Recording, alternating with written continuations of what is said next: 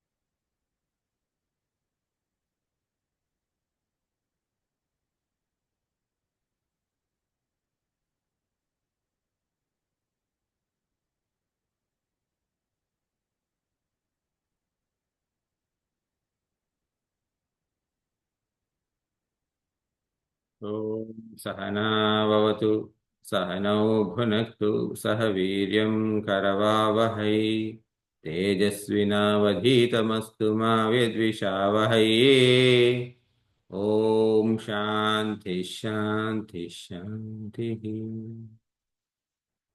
Samasta Jana Kalyane Niratam Karunamayam Namami Chinmayam Devam Sadgurum Brahma Vidvaram Sadgurum Brahma Vidvaram.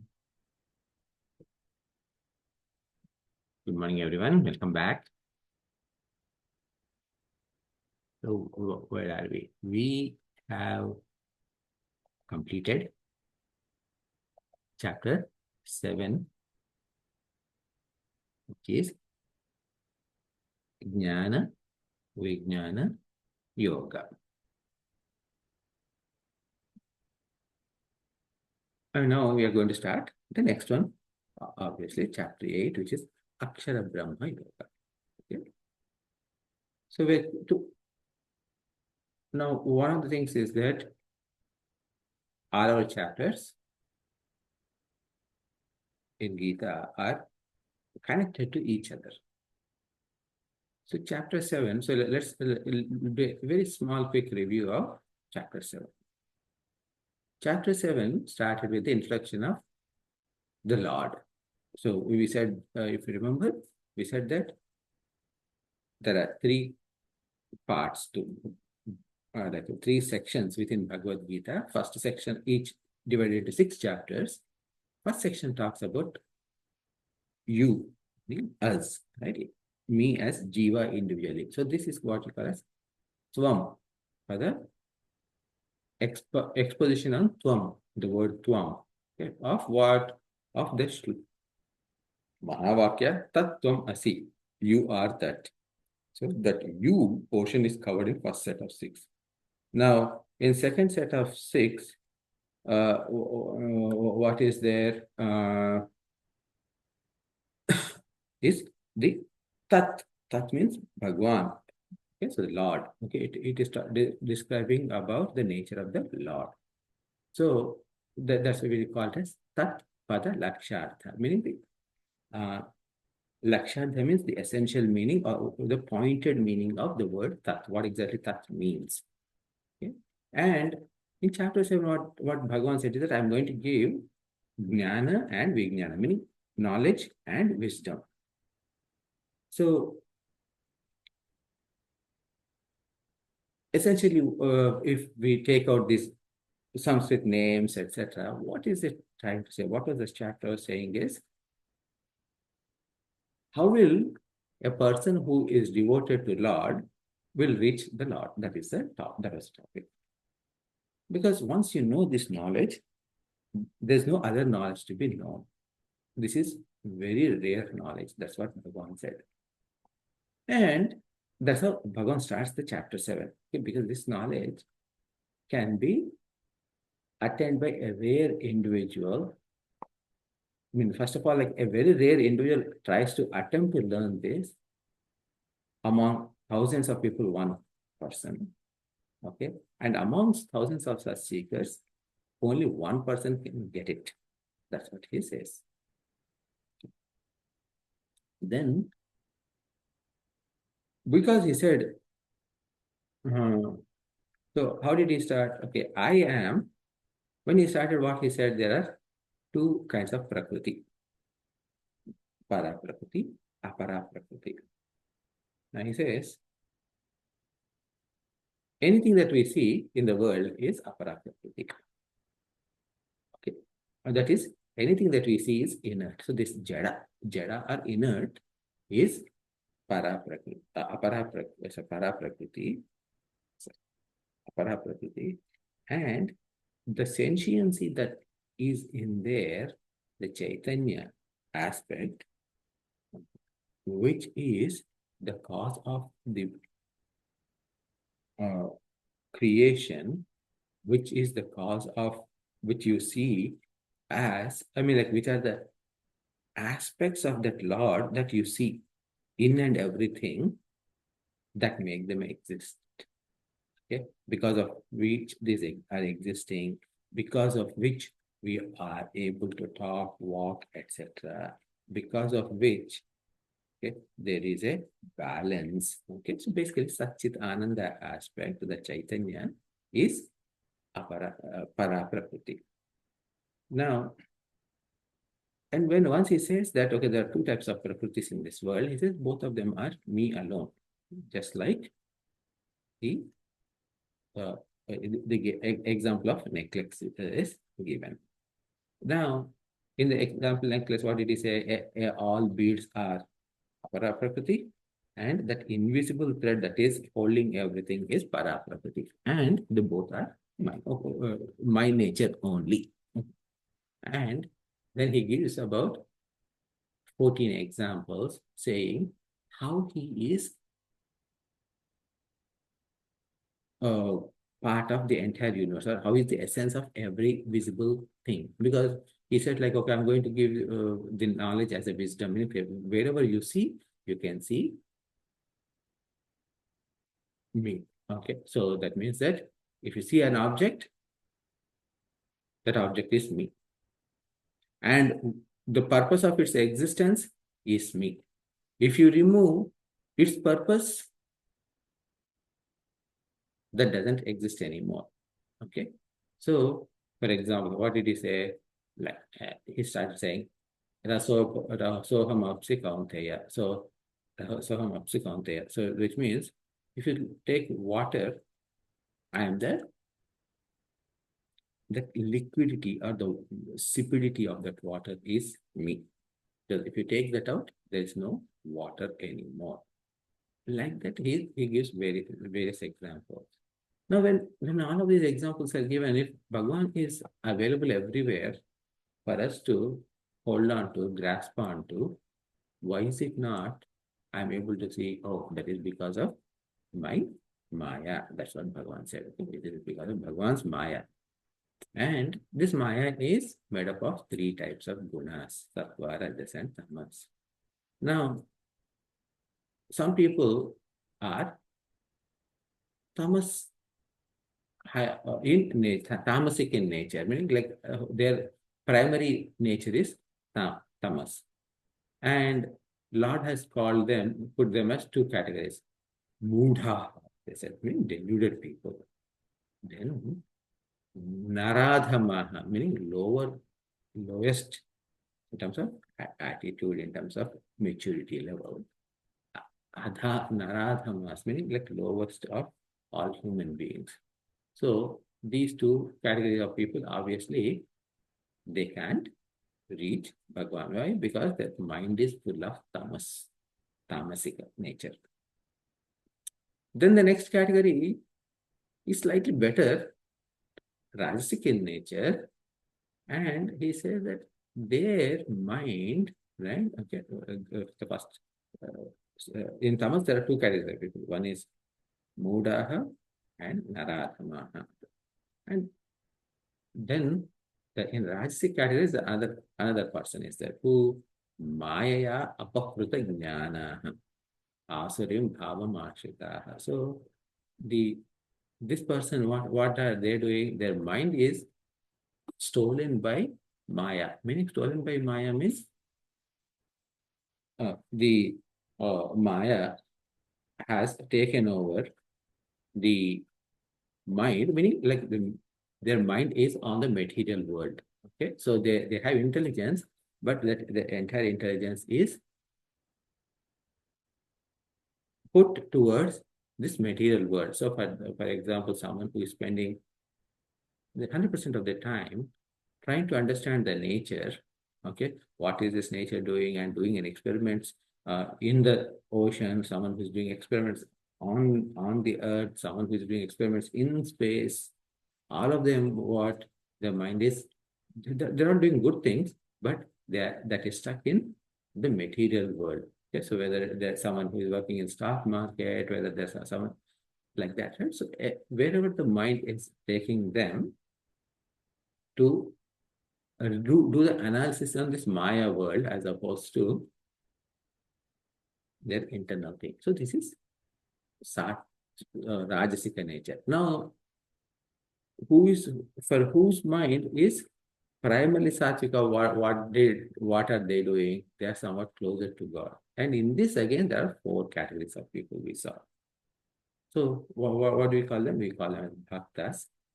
So in bhaktas, you can see there is a gradation. All of us, even if you are Satvika, we are bound with, we all have our ragas and dveshas, likes and dislikes. When we want to get rid of our dislikes, there's something is bothering us and we want to get rid of that thing that is bothering, we are called as artha. On the other hand, if we want to get something, meaning something that we like, okay, now it is based on raga as opposed to dvesha, then we want to gain something that we don't have, that is artha, ardharthi, meaning I'm expecting something, like I want to earn something, okay, that is ardharthi, okay, which I don't have. Now, despite having raga and dveshas, even though we would be artha sometime, ardharthi sometime, if our mind to is trying to say like, okay, I want to know more about God, I want to understand God, right? Then at that time, before realization, as we are walking in this path of spirituality, then there is a lot of jignasa, curiosity to know about God. So all of us on a Sunday morning by 9 o'clock, we woke up, got ready, was it in our home, but we are all sitting together to learn about Bhagavan. So right now, in Sattva Pradhana, we have Jignasa as highest. So we are Jignasis now. Once we attain moksha, then the same person will become Jnani. So again, like as soon as the satsang is done, when we go into the world, we want certain things, we don't want certain things, then we will also again go back to artharthi and artha, and then again jignasa. So it is kind of like, think about this way, right? Sometimes we are awake, sometimes we are dreaming, sometimes we are in deep sleep. In what order this happens? They happening in any order. Okay? And in the same way, artha, arthati, jignasa also, they all keep on happening all the time. Okay? You will be in and out of these states pretty much. So, among all these four, obviously Jnani is the best, because Jnani is always thinking about God alone, and in God, the his mind is all set. So Jnani loves Bhagwan a lot, and Bhagwan also loves Jnani a lot. Okay. Even though he likes everyone, his preference is for Jnani. Why? Because Jnani and Bhagwan are one and the same. Then, but then when we are in this arthate jigna, so remember, like we want certain things. Okay. When we want, and then our knowledge is also not too high. So then what happens? We get confused. So what happens is that when we have like little confusion, I mean, sorry, little knowledge and more confusion, we see Bhagwan, but instead of seeing him as all-pervading God, we see him as someone who fulfills our desires. So when we look at Bhagwan as a whole thing, that means what? Oh, he is one. He is the Lord of this entire universe. He is all doer, like all knowing, okay? uh, omniscient, meaning he knows everything. Omnipotent, can do everything. Okay, omnipresent, he's there everywhere. That's a bhavana. And when that is there, he's also in Sarvantarya, meaning like he is in the inner controller of everyone, and Sarva Vyapaka, spread everywhere. Okay. If that is the case, when we see him like that, with those kind of feelings, then we don't have any desires anymore because everything is him only. So there's nothing to gain, nothing to lose. However, what happened is that we don't have that knowledge. So we are saying like, I want this portion, this, like that, right? And then our approach to Bhagwan is, instead of feeling that, okay, he is everything, etc., we see he is as a giver of something. So then when we see that he is a giver of something, depending upon what we are seeking, okay, we go ask God in a different, we have denoted different capabilities of God into different devatas, and we go ask for those specific things. Okay, so that Bhagavan calls them as Anya Devatas. So that means that, oh, I'm starting something, I want to do Vinayaka Puja. Okay, I am starting, oh no, I'm trying to learn something, I do Saraswati Puja, but I'm starting business, so I need to do Lakshmi Puja. I am doing Griha Pravesha, meaning this thing, right? So which is entering into a new home, so we do Satyanarayana Puja, like that, right? So depending upon the occasion, we choose God, right? Now Bhagwan is fine with any of this. So what he does, he ensures that first and foremost, that for all these bhaktas is to have the faith. So he provides that faith. When that faith is given, that nurtures the devotee. When devotee is nurtured with faith, what happens? He eventually comes to the knowledge that Bhagwan alone is everything. So they get that vijnana. What is that vijnana and jnana that they get? Vasudeva Sarvam Iti. Vasudeva Sarvam Iti. Bhagwan, everything is God alone. So everything is God alone means what? Everything in this universe is God alone. All the participants in this Zoom call are God alone. But somehow, so that means that I'm also in this Zoom call. So everyone in this Zoom call is God alone. So that means that it includes me as well. So there is no such thing as me other than God. So then, if what I think as this as my body is God, what I think of you as separate body, that is also God, like that everything is God, God, God. There's nothing to gain, nothing to lose, right? So that kind of jnana comes. Okay. The mind is at 100% peace. So when then they would reach Bhagwan right away. Now, what happens is that for many of us, okay, so this is a problem statement. This is only a summary of chapter 7 so far. So now the gears are shifting, the transition piece to 8th chapter is happening. What is happening is that we are still in duality. When I am still in duality, I have the concept of sukha and dukkha. Why? Pain and pleasure. Why do I have pain and pleasure concept? Because of my likes and dislikes. If something that I like materializes, I am in pleasure. If something that I dislike materializes, I am in pain. Okay. So now, when such a thing is there, obviously, like that means the mind has a little bit of impurity, if that's what it means. And we have to do karma yoga and perform all our actions as seva for the Lord. And once we are doing this, it will clear our mind. It will clear the obstacles that raga and dvesha, meaning likes and dislikes, put in our way, and that will purify our mind.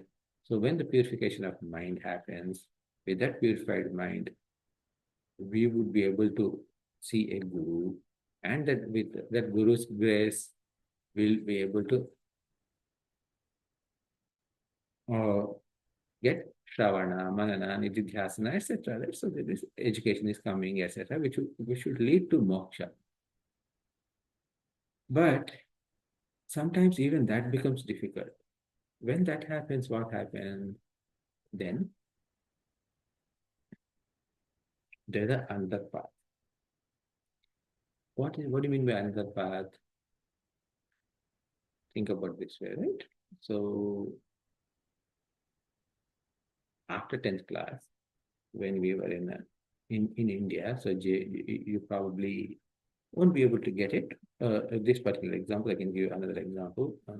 So is that like, after 10th grade, what used to happen is that someone who wants to do engineering, right? They have to do 2 years in studying math, physics, and chemistry. That is 11th and 12th grade, which with a focus. So we would have actually, in India, we actually go into different directions immediately after 10th grade, not even wait until 12th grade.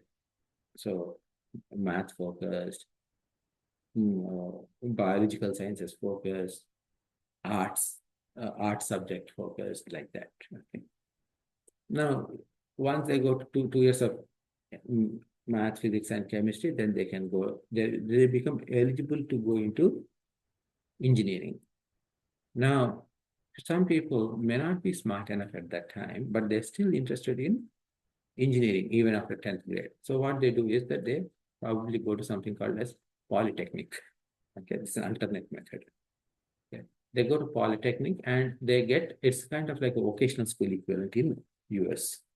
And there they study enough to become some kind of simple, I mean, like at the end of that polytechnic, they can become technicians in various fields.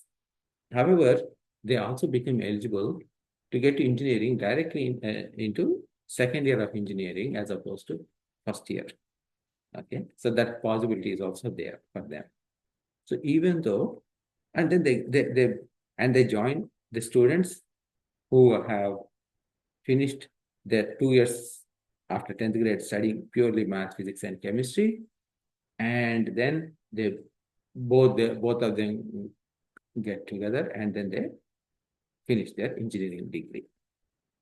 But if that is not possible, but these polytechnic people, they also has something else without to finish engineering without having to go through 4 year engineering college. That's what is called as AMIE. Okay. Um, so obviously the pass rate in, I mean, like the graduation rate in that is probably like in single digits, 3% or 4%, but that path is also there like that, right? So the whole point is that to get to our goal, there are different ways. The alternate ways are there. Okay, so just like here, if someone did not finish, could not finish their 4-year graduation, 4-year high school, they have alternate way. What is that? GED. Okay, they pass GED, and then they can get into college. Now, if someone who cannot get into college, like a 4-year college, what they can do? They can go to community college and they can get associate degree, and after that they can transfer that to some other state college, and then from somehow like they can get a degree as well. So there are different paths. So here also, if you don't get jnana, not a big deal. You have an alternate path. Okay, that path, okay, is what we call as saguna upasana. Okay, saguna. Guna means attributes. Saguna means with attributes.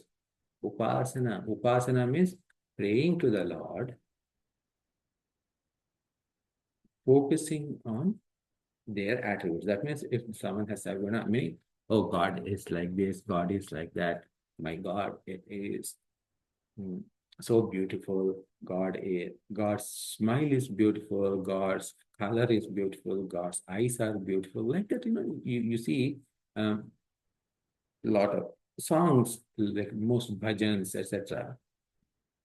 When you sing all of those bhajans, no matter which religion they are, they're all talking about some greatness of God.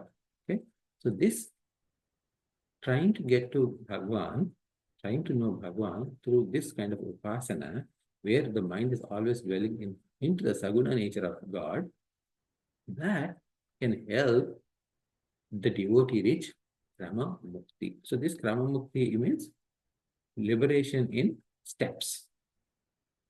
Okay.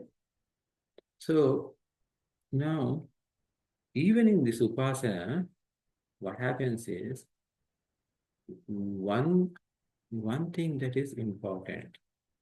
What is that is they should see whatever they're saying, it is Bhagwan itself. Okay. But the difference is that in the previous one, the Jnani does not have any feeling that I am different from God, or there's no such thing as two things are there. There's one alone is there. What is that one? Either call it as God or call it as me, doesn't matter. There's only one. But because of certain challenges in the mind, okay, there are feeling that yes, God is there, but I'm also there. And I want to pray to God. So that means that that ahankara is not gone for some reason or other reason. So then what are these people are doing is towards the end of the chapter, Bhagavan said, Jara Marana Mokshaya Mamasha Chetanti Te Brahma Tatvidhu Krishnam Adhyatman Karma Shakilam. Okay, and then he also said, Akhilam Sadi Bhuta Adidaivam Mam Sadi Yagnam Chaye Viduhu Prana Kale Kicha Mam Te Viduhu Yukta Chetasaka. So in this case, what they said is, what he said is, there are bhaktas and who wants to get moksha, they want to reach Brahman, and they see this entire world as me itself. And when they see everything as me, and even during death, they are doing my upasana, and then they will come to me eventually. That is the summarization of that too.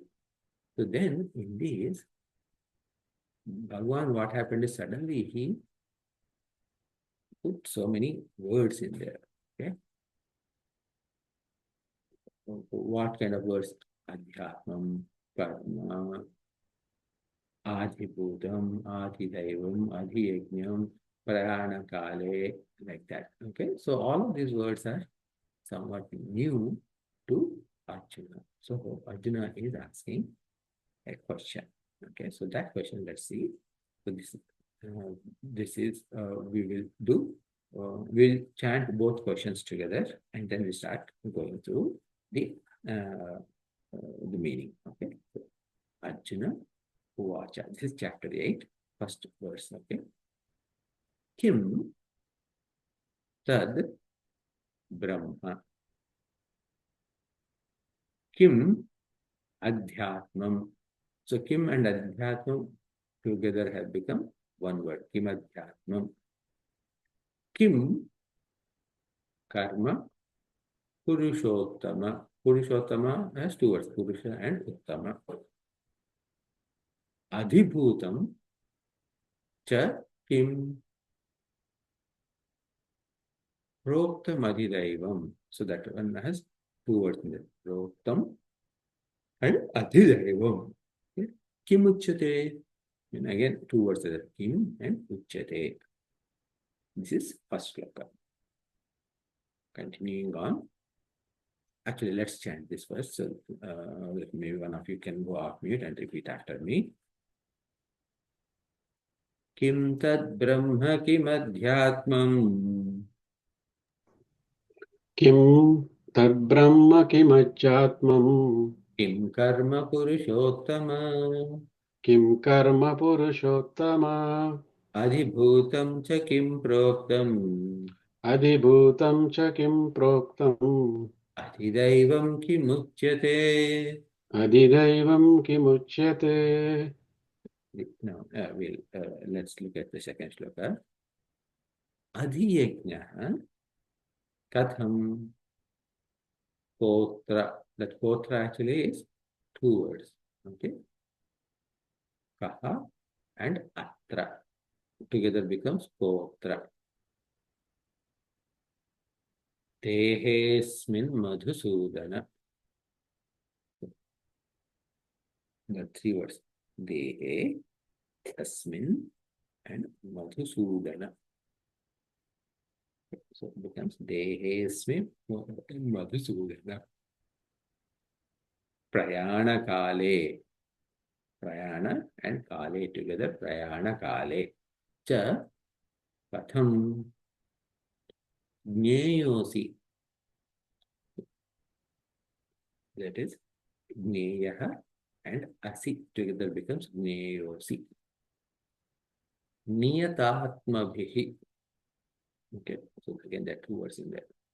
Niyataha and Atmabhihi.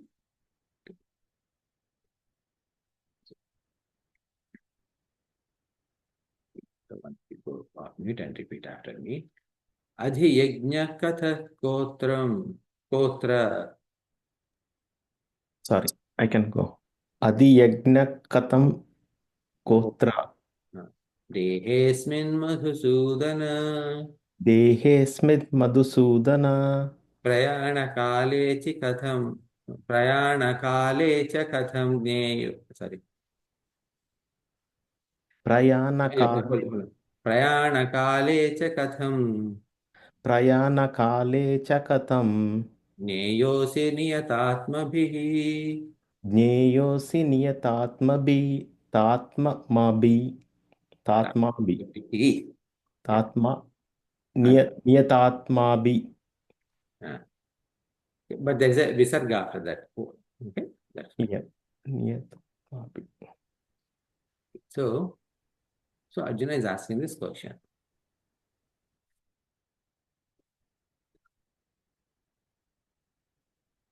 Purushottama. Purushottama means best among Purushas. Simple meaning. Okay. Best among Purushas. Who is the best among Purushas here? He is addressing Lord Krishna as best among Purushas. Purushottama. Kyum tad Brahma?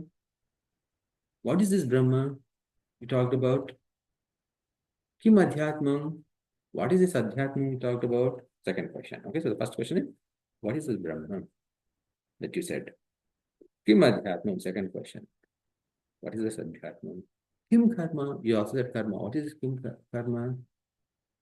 Adhibhutam cha Kim? What is Adhibhutam? Fourth question. Proktam, tell me, Adhidaivam kim, what is Adhidaiva? Fifth question. Kim uchyate. So, what is Adhibhutam? Kim uchyate? What is it? What do you mean by Adhibhuta? So, what do you call Adhibhuta as? Then 5 questions are done. Then second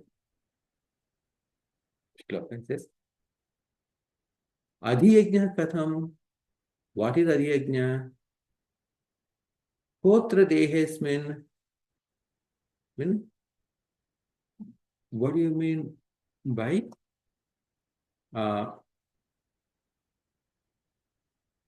you're saying that in Kotra dehesmin Madhusudana.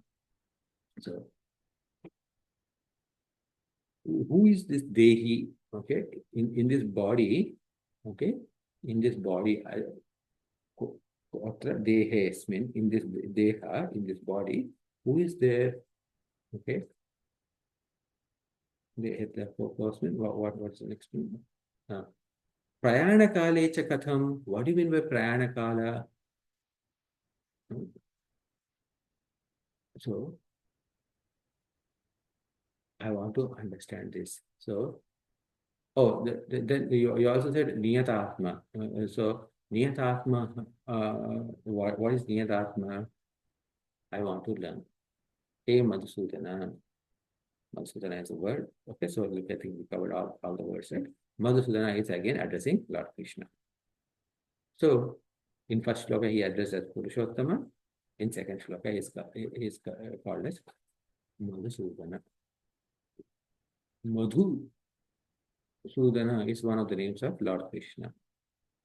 So Madhu is a Rakshasa. And Lord Krishna killed that Rakshasa. So Sudana means the killer of a Rakshasa named Madhu. So if someone's name is Madhusudana, that means that it is the name of Krishna. Now we have a tendency to shorten everyone's name. And we call, what do you normally call them, Madhusudana? One of our friends' names is Madhusudana. Madhu. Mads. Mads is here, Pawan. So, now see the problem with cutting the names and calling. Madhu. Okay, so don't call Madhu. Call them with full name. Okay. So now, all of this Arjuna's questions are there, right? So then, and you see like all the words that Arjuna has used. Okay. All these words are based upon last 2 shlokas of chapter 7. Okay, so that is how chapter 7 and 8 are intricately connected.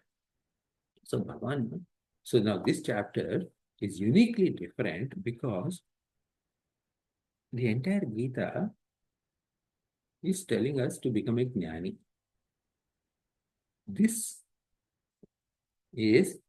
particular chapter gives a path of someone who has dehadmana still. Okay, who wants dehadmana means it's not like they like their body much. Okay, so it is not like they're not a physical body, but they have certain individuality. Okay, so now even in a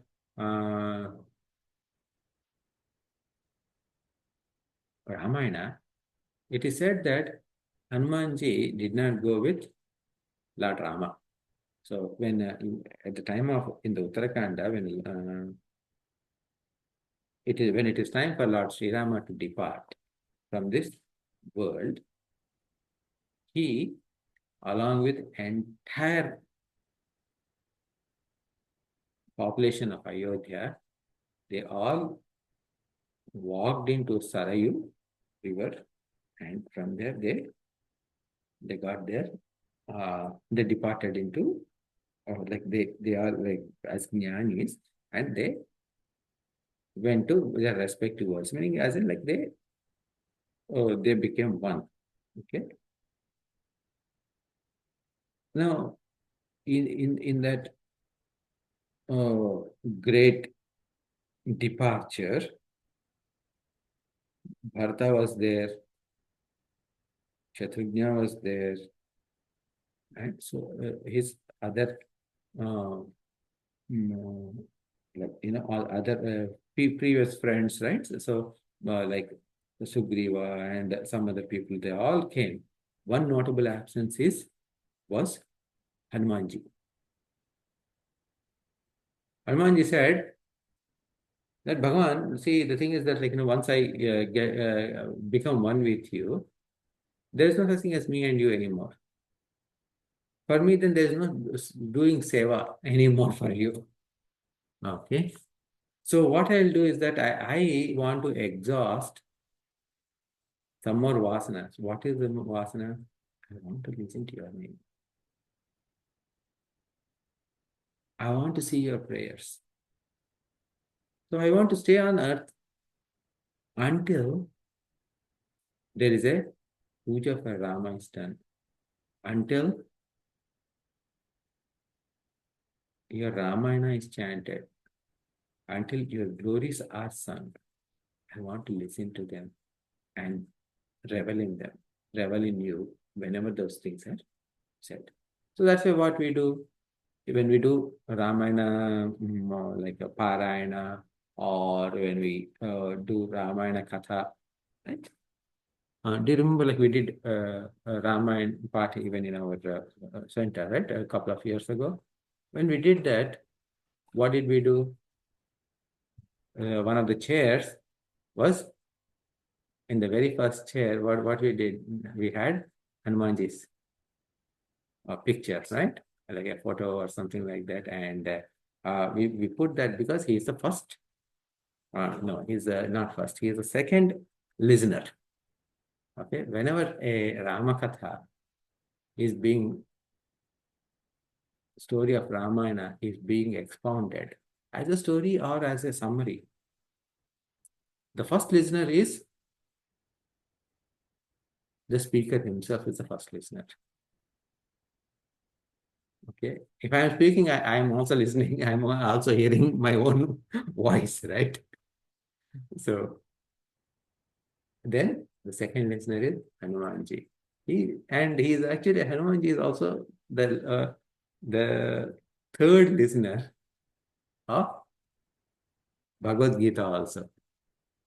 Why?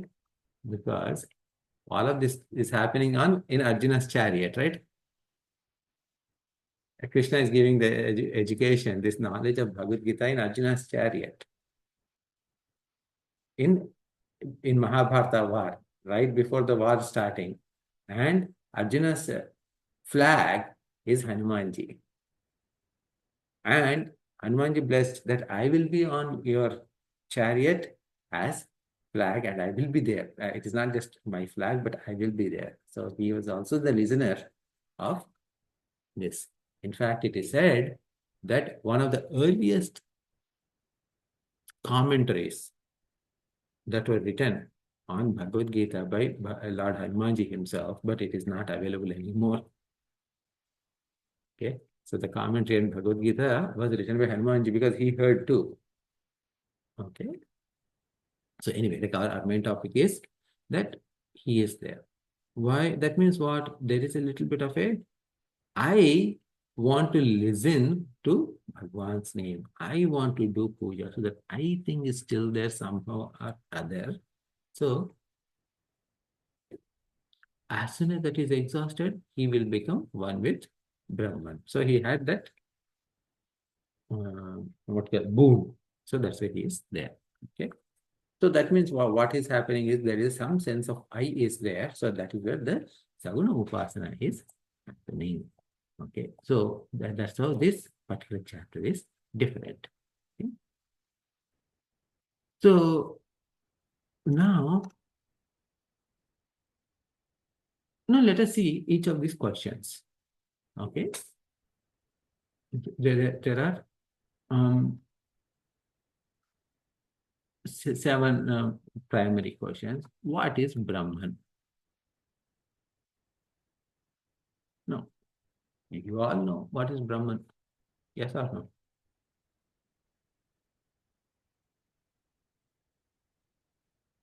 Yes or no? Yes. Okay. So now Arjuna at this point, when he is asking this question, what is Brahman? You know, like when we use the term Atma, this term Atma is overloaded. Overloaded means sometimes you say like it is Jivatma, sometimes it is called Paramatma, sometimes it is, even the mind is called as Atma, right? Atmaivan Atmana Santushtaha. Atma cannot be Santushta, meaning Atma cannot be happy, right? But you need to be happy by the self, in the self. Means what is that self that they're talking about there? That Atma is referring to mind. So the Atma sometimes is referring to Jiva, sometimes it is to mind, sometimes it is to the one universal self.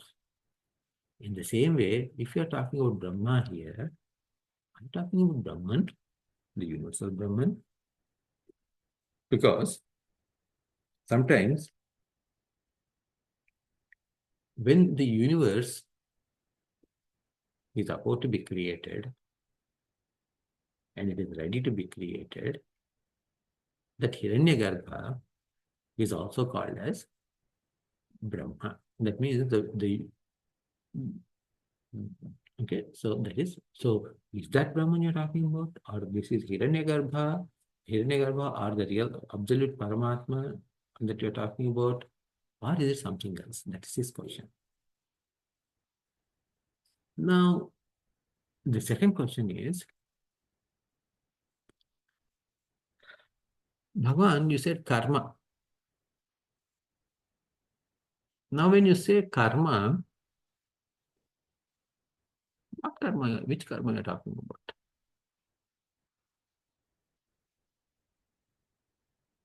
For us, as in like,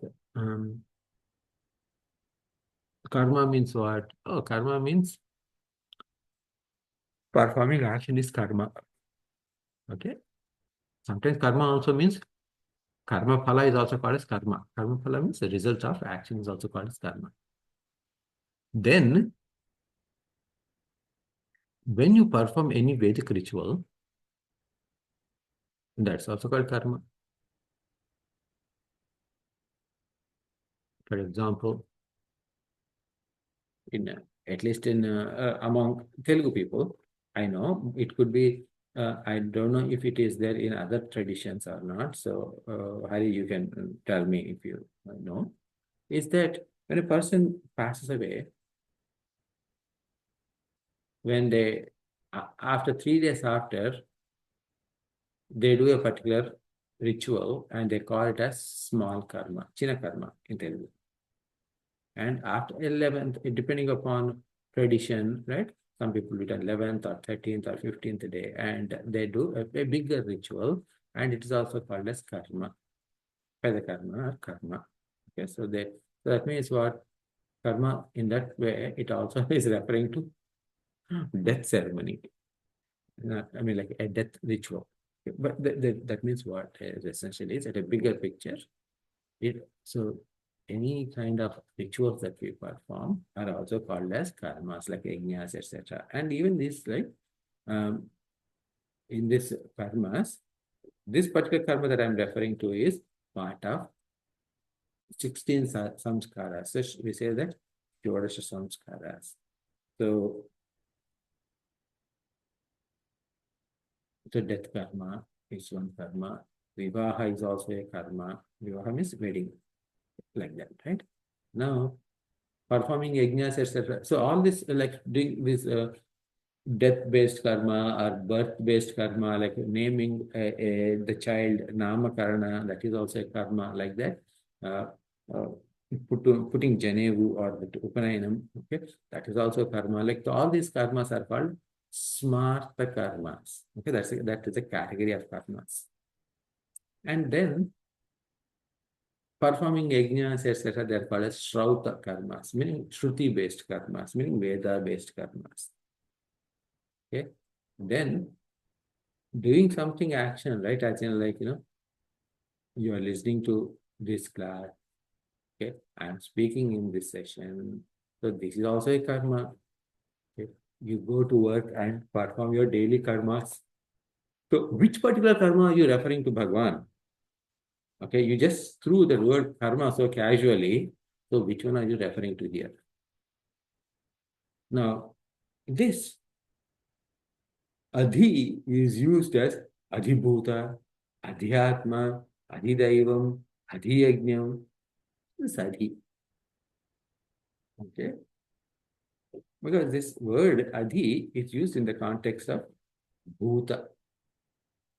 Bhuta is what?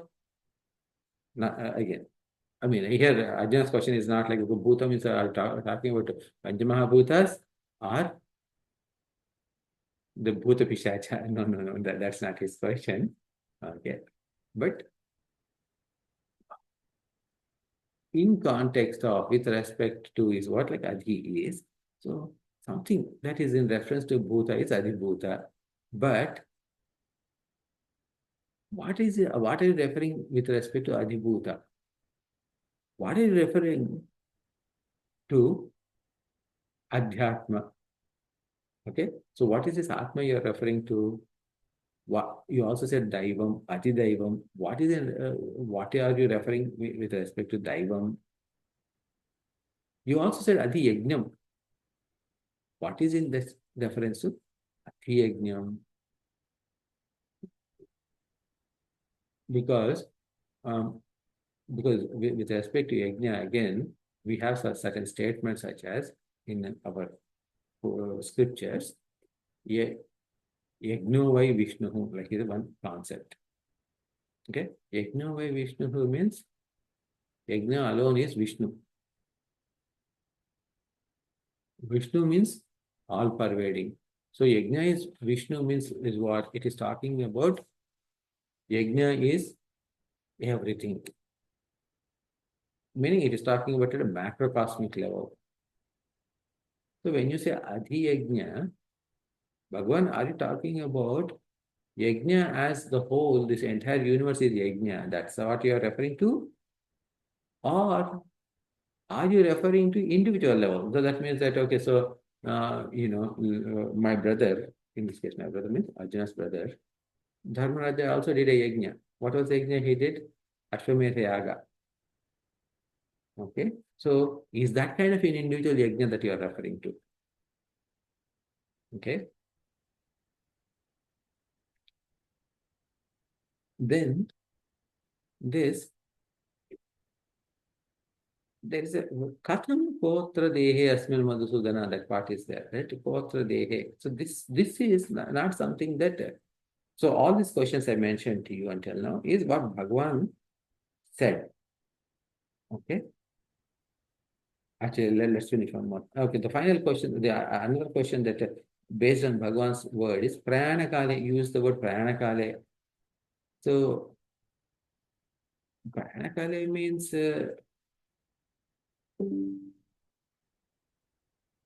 what do you mean by Prayanakale? Okay, because he said the Prayanakale means at the time of death. Okay, I understand that because Bhagwan said Prayanakale Pichamam. Okay. Bhagwan said Prayanakale te vidhu yukta chetasaha. I mean, like mind that is focused even at the time of death. And instead of yukta chetasaha, Bhagwan, Arjuna used the word niyatatma, mind that is controlled. Okay, so now you're talking about at the time of death. How can mind be controlled at the time of death? So many things are happening. In fact, even the mind itself is leaving the body. At that time, you are saying like control the mind. How can the mind be controlled? Meaning, in what manner do these people who are about to die can make it possible to control the mind at the time of the death? So that means if Bhagavan has said that even at the time of the death, their mind is united with me. If it is said, obviously it must be possible. So how do we get to that point? So these are all words, questions of Arjuna based upon what Bhagavan has said. But there is an extra question that is this about Katham cha kotra dehe asmin. Okay, so that means for this yajna, this is in reference to Adi yajna. Okay, for this yajna to happen, someone must do yajna. But someone must do means a karta must be there.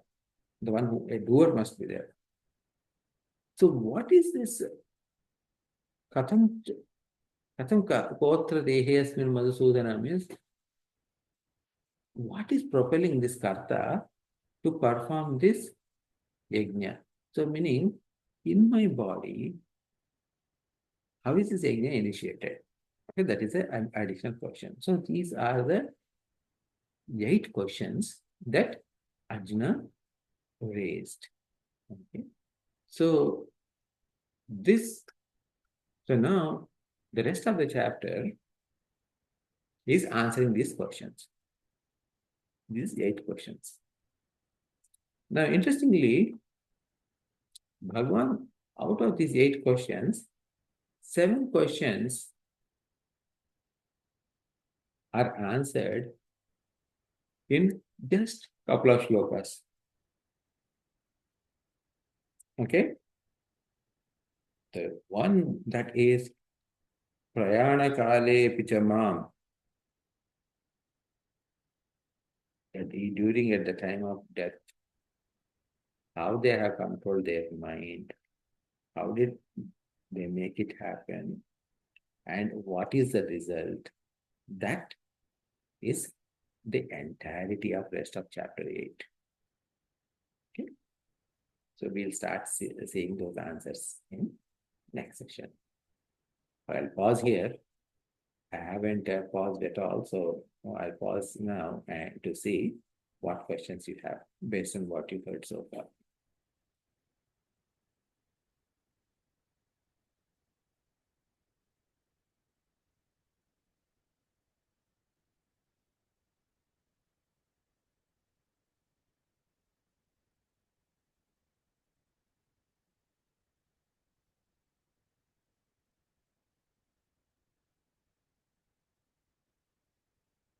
Okay.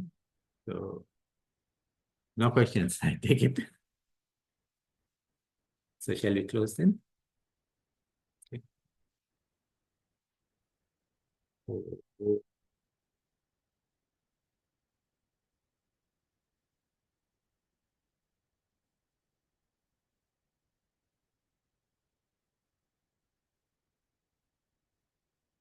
पूर्णमिदं पूर्णात् पूर्णमुदच्यते पूर्णस्य पूर्णमादाय पूर्णमेवावशिष्यते ॐ शान्ति शान्ति शान्तिः हरिः ओम श्री गुरुभ्यो नमः हरिः ओम